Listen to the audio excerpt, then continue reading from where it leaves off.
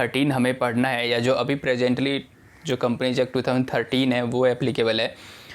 उससे पहले क्या था दोस्तों? उससे पहले कंपनीज एक्ट 1956 हुआ करती थी, बट उसमें टाइम टू टाइम चीज़ें अमेंड होती चली गई, अपडेट होती चली गई, लेकिन एक टाइम ऐसा आया जब ज़रूरत पड़ी नहीं यार कंप्लीट तरीके से लॉ को बदल देते हैं, तो उन्होंने क्या किया, कंपनीज एक्ट 2013 बिल्कुल एक नया लॉ इनेक्ट कर दिया। नया लॉ आ गया जो पार्लियामेंट से पास होकर आया। और एक्ट कैसे बनता है या लॉ कैसे बनता है? हर लॉ अपने आप में एक एक्ट है, और वो एक्ट कैसे बना वो मैं पहले पिछले वीडियो में बता चुका हूँ, फिर से बता देता हूँ। कोई भी एक्ट बनने से पहले वो एक बिल होता है, वो एक सिंपल पेपर होता है, उसको लोकसभा में, राज्यसभा से में पास किया जाता है, जो डिफरेंट पॉलिटिकल पार्टीज होती हैं, उसके बाद फिर उस पर प्रेसिडेंट के साइन होते हैं, उसके बाद वो एक्ट बन जाता है।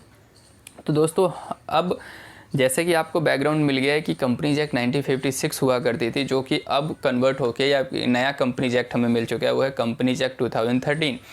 लेकिन दोनों ही एक्ट में जो कंपनी की जो कैरेक्टरिस्टिक्स थी वो बिल्कुल सेम थी। मतलब कंपनी की क्या कैरेक्टरिस्टिक्स होती है, उसकी विशेषताएं क्या हैं, कैसे पता चलेगा, फिर क्यों हम कंपनी को बनाते हैं। बिजनेस करना है तो आओ भाई सारे मिलके एक साथ बैठ के कर लेते हैं बिजनेस, उसमें कंपनी बनाने की क्या ज़रूरत है? क्यों फालतू में हम अपने कंपनीज एक्ट के 2013 के प्रोविजंस को पढ़ें, उसकी कंप्लायंस को बढ़ाएं, और ये है क्या? तो दोस्तों अब हम देखने जा रहे हैं आज के लेक्चर में कि कंपनी की कैरेक्टरिस्टिक्स क्या होती हैं। तो जनरली कंपनी की कैरेक्टरिस्टिक्स क्या होती है कि भाई ये इसका एक सेपरेट लीगल आइडेंटिटी होती है। मतलब इसकी जो पहचान होती है वो एक सेपरेट होती है, वो भी लीगल पहचान होती है।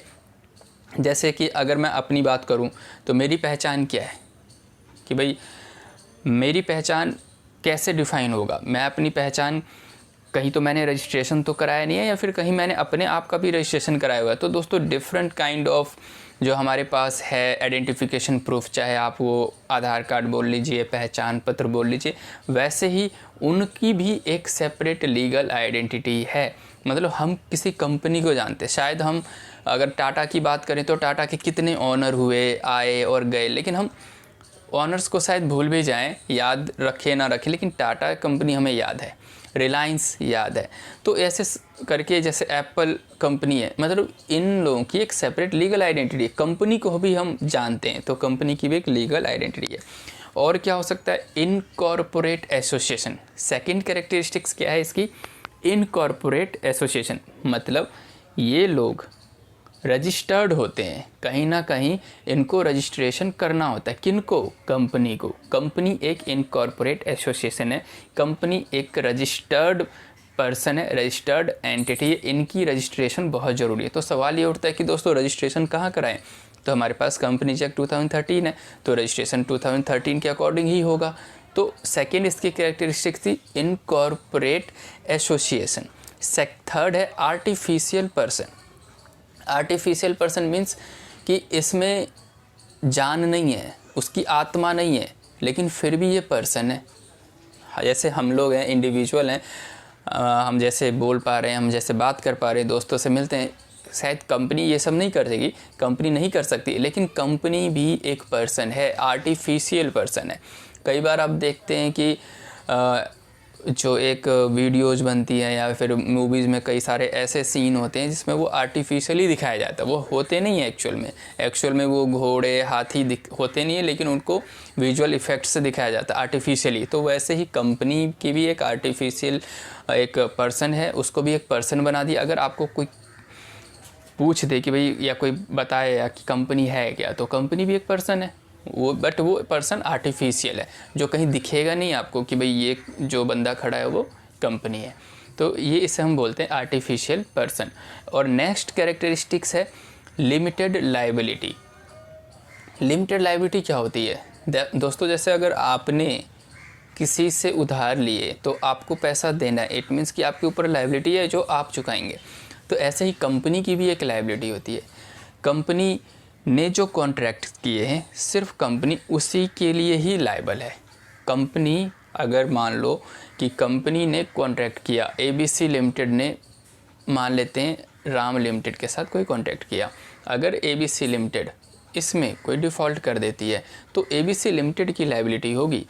अब सवाल ये उठता है कि क्या सारे कॉन्ट्रैक्ट्स ABC लिमिटेड के नाम से होंगे। बिल्कुल, अगर कोई डायरेक्टर या कोई पर्सन अपने इंडिविजुअल कैपेसिटी में अगर कोई कॉन्ट्रैक्ट करता है तो फिर कंपनी की तो कोई लायबिलिटी आएगी नहीं। इसीलिए दोस्तों आपने देखा होगा कि जो लेटर हेड होता है वो कंपनी का होता है, कंपनी अपने आप में कॉन्ट्रैक्ट कर रही होती है, तो कंपनी की एक लिमिटेड लायबिलिटी होती है कि कंपनी, ऐसा नहीं है कि डायरेक्टर ने कुछ कर दिया तो कंपनी लायबल हो जाएगी, या फिर किसी एम्प्लॉय ने अपनी इंडिविजुअल कैपेसिटी में काम कर दिया तो कंपनी लायबल हो जाएगी। नहीं, जब कंपनी कोई कॉन्ट्रैक्ट करेगी तो ही कंपनी लायबल होगी।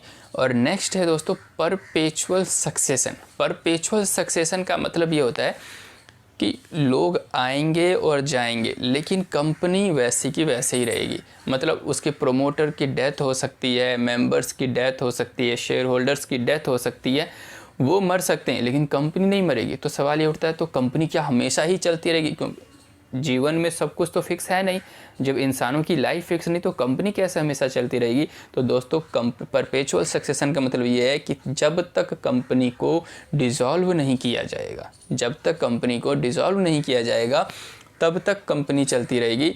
उसका इससे कोई फ़र्क नहीं पड़ता कि डायरेक्टर है या जिंदा है या चले गए, अनसाउंड माइंड हो गए, मेंटली इनकेपेबल, कोई फ़र्क नहीं पड़ता। जब तक कंपनी को डिसॉल्व नहीं करेंगे तब तक कंपनी चलती रहेगी। इसको बोलते हैं परपेचुअल सक्सेशन।